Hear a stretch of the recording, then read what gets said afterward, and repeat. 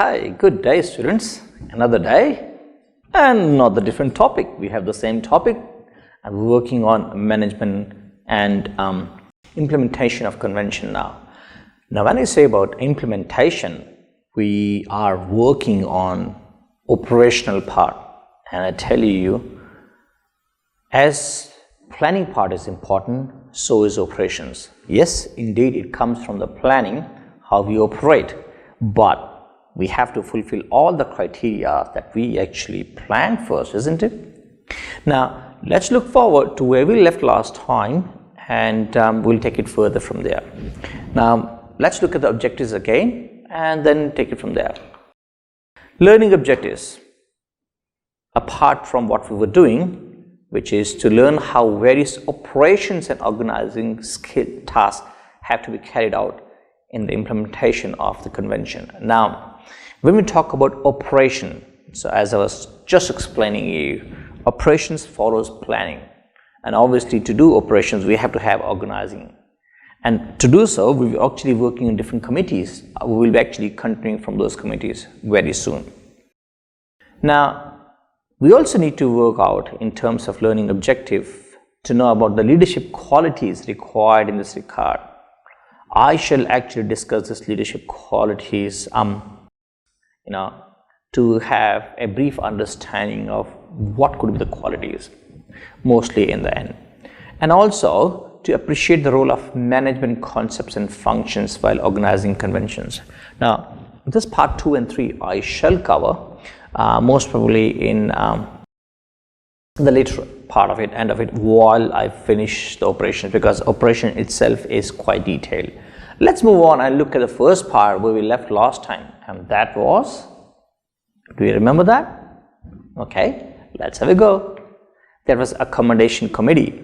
Now we do understand that when we have our delegates or participants, they need to come and stay if they're coming from interstate, or if the convention is for longer period of time, or they're participating for all the days, or they're coming internationally, isn't it?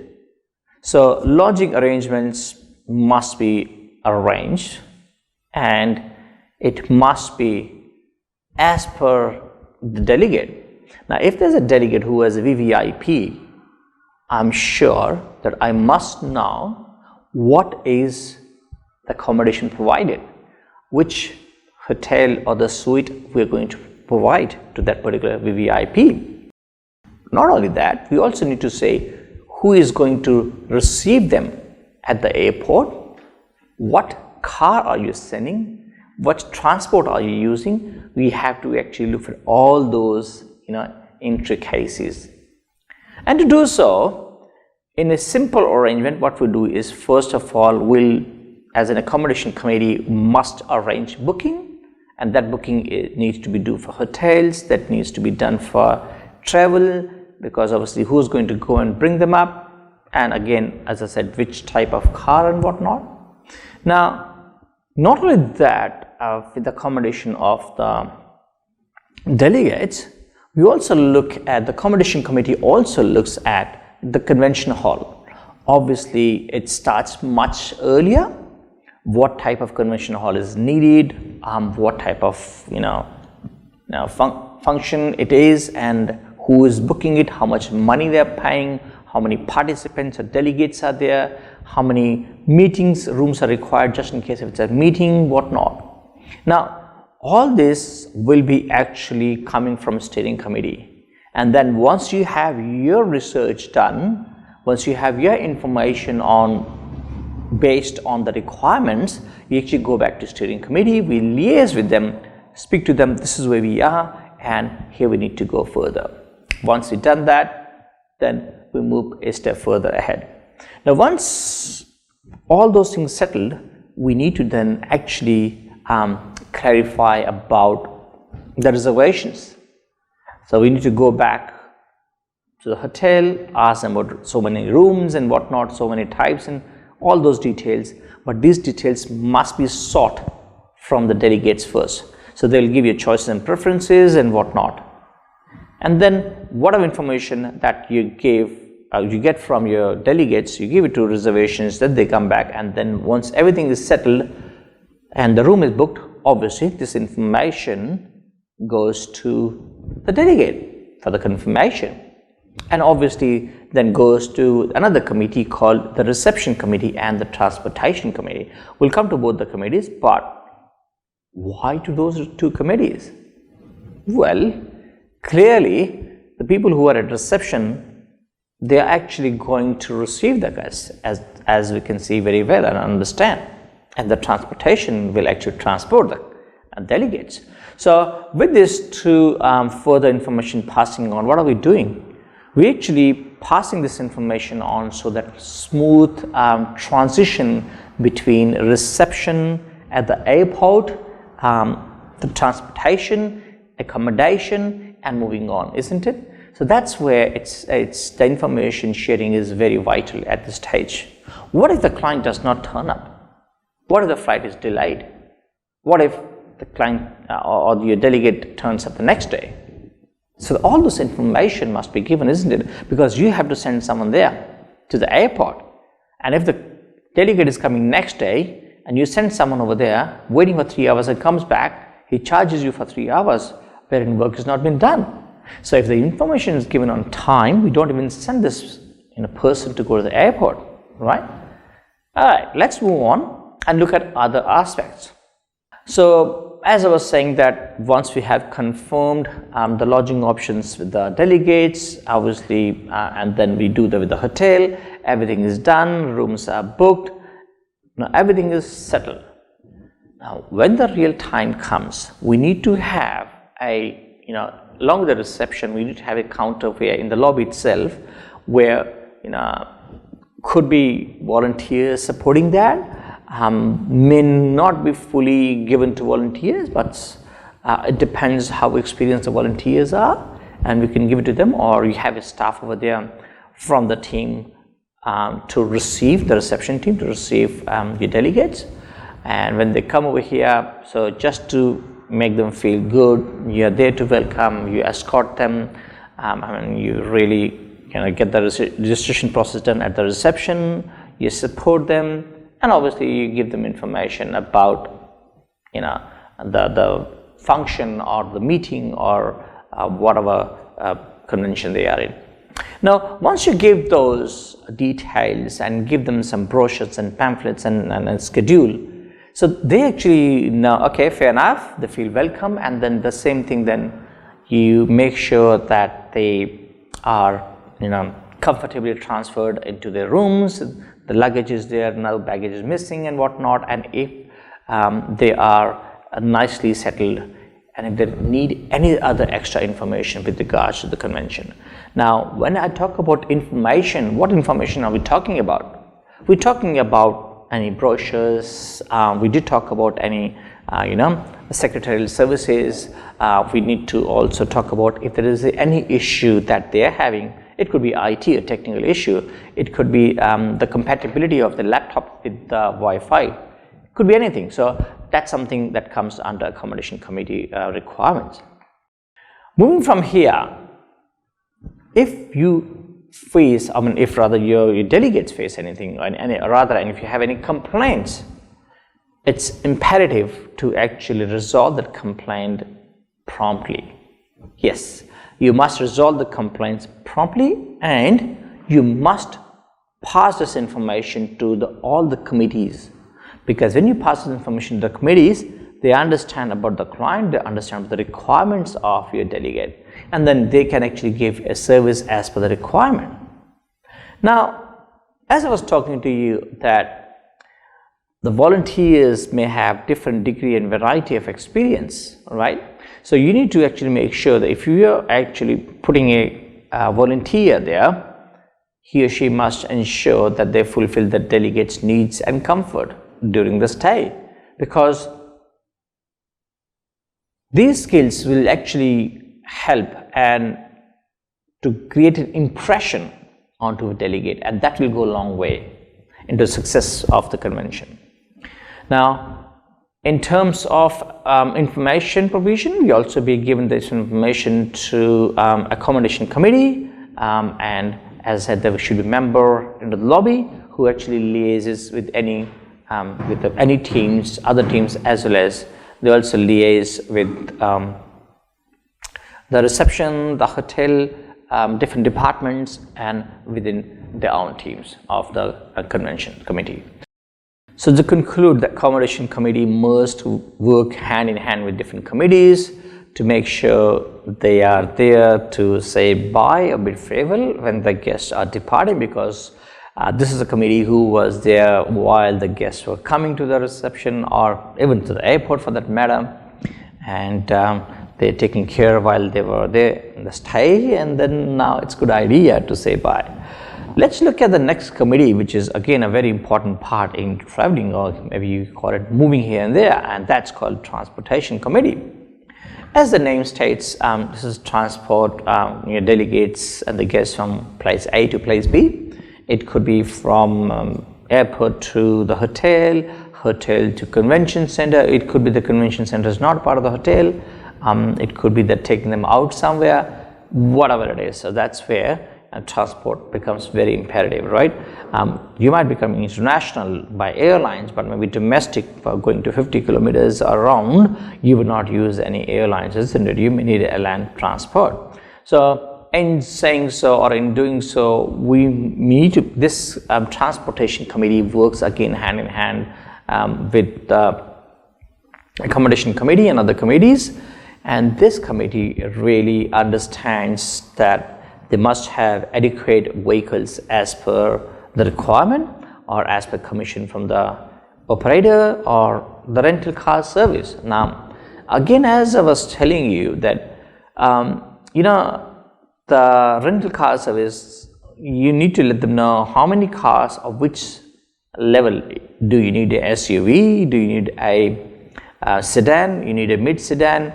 You need a small car? All depends based on which your clients are, right? And then the cleanliness, who is the driver, and in terms of comfort levels and further requirements are, and when are they available, where do you need them, when do you put them back in place, and just in case if there's an issue in the vehicle breakdown or something, what are the alternatives? All those aspects actually are part of the transportation committee. Now, we also need to understand that this transportation committee has a very important task to do, and that is to follow the timelines. So they actually follow the timelines to make sure that all the distance and travel times is calculated based on the traffic, based on any contingencies, any issues on the way, and how do we fix that. Okay, another part that the transportation committee ensures is to have banners, because you never know, there might be 10 buses and which bus goes to which hotel, so you'll have to have a proper banners depicting which hotel has which bus and whatnot, isn't it? And if there is any route and whatnot, and that must be there at the conference venue, at the hotel, and also given a copy to the delegate, because then they can't go wrong, isn't it? And obviously, if there's anything, all the committees must be updated.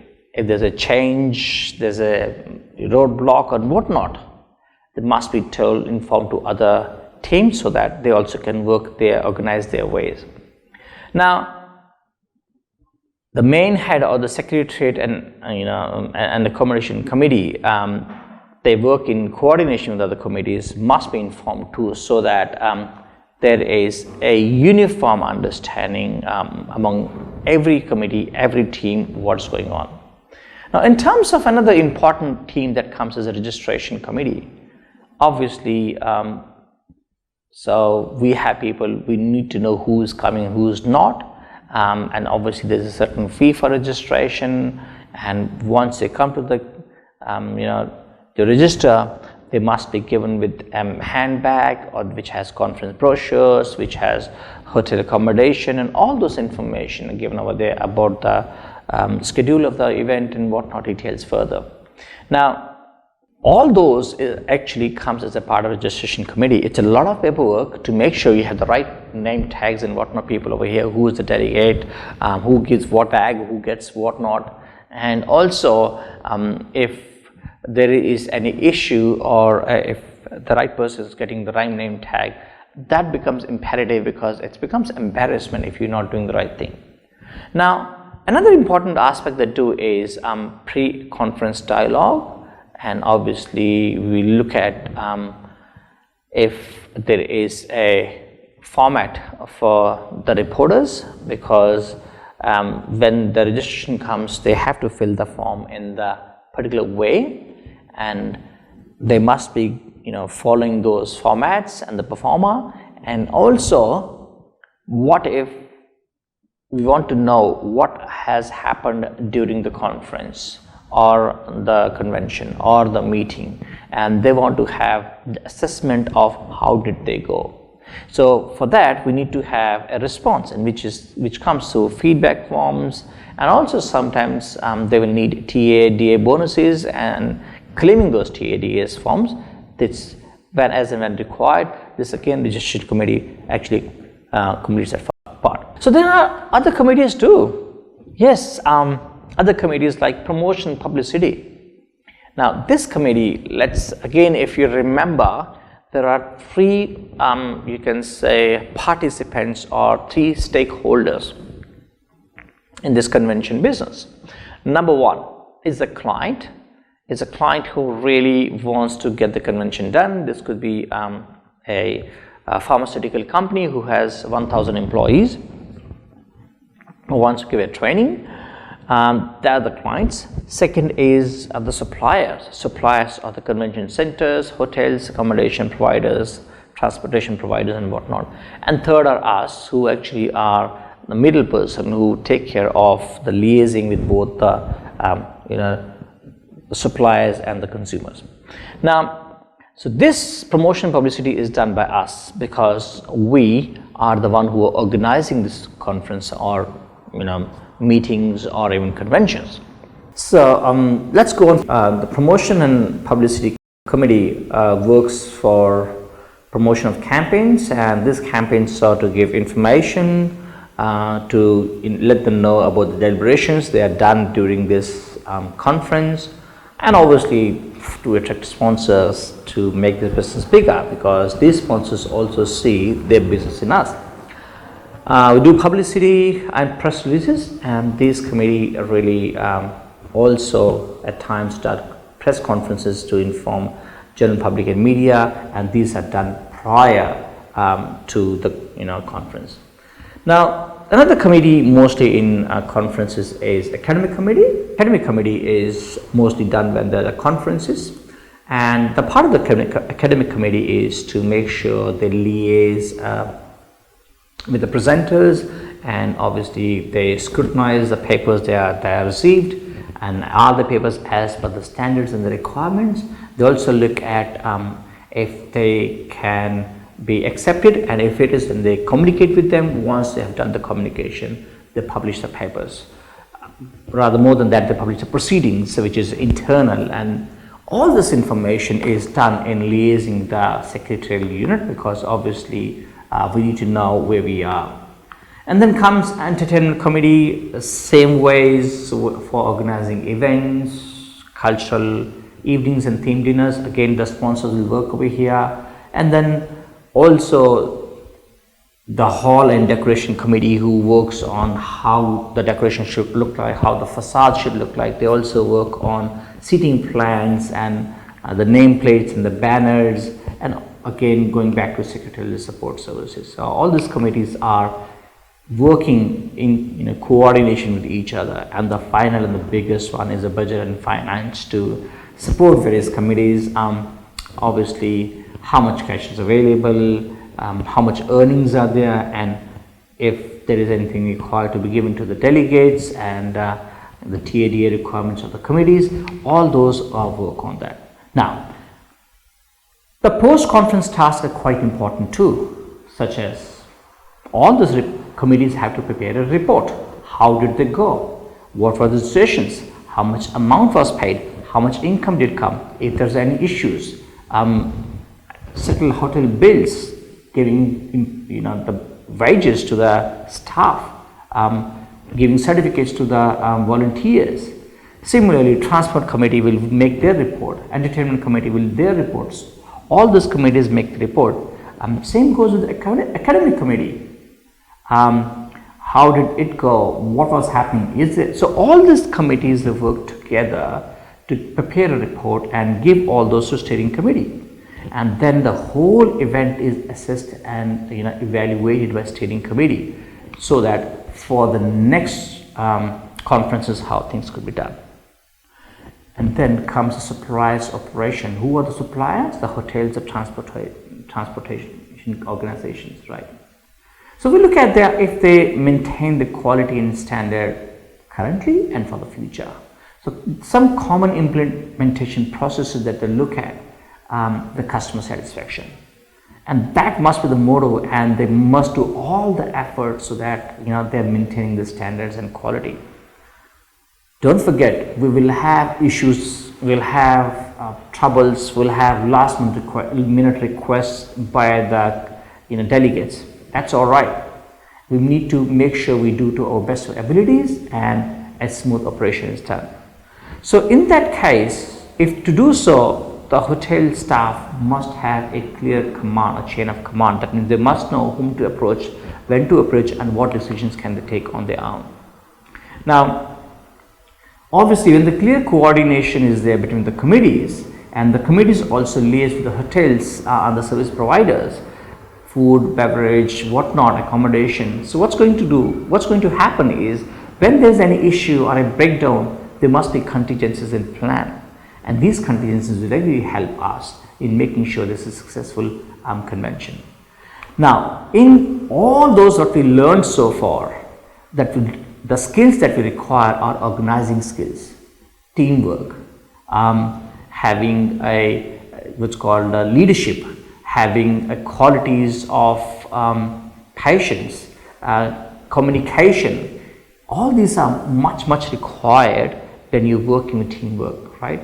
And also, what we're looking at the concepts is, how do we really appreciate the business itself in an overall sense. That means you don't look at one aspect, you look at all aspects as a overall business, and then you prepare the committees, you work the strategies, you work on those strategies, put the person responsible, and then you make sure that you're adhering to your timelines. With this, I would like to conclude this session for the day. I'd like to thank you and have a good day.